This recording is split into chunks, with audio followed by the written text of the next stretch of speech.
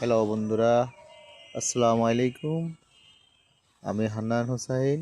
আমার নতুন ব্লগ নিয়ে আজকে আসলাম আমাদের লক্ষ্মীপুর জেলার অন্তর্গত আদিলপুর গ্রাম। এখানে আদিলপুর লক্ষ্মীপুরের প্রায় পৌরসভার প্রায় কাছাকাছি, বলতে গেলে এটা বর্ডার।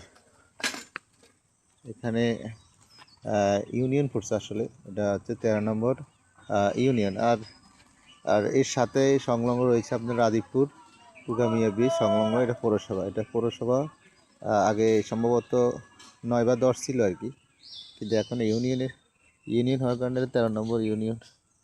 আসলে এই এলাকায় আর মানুষ বেশিরভাগ হচ্ছে কৃষি নির্ভর। তা আপনাদেরকে আমি দেখাবো আসলে তারা কি ধরনের কৃষিকাজ করে, আবার কি ধরনের ফসল তারা উৎপাদন করে।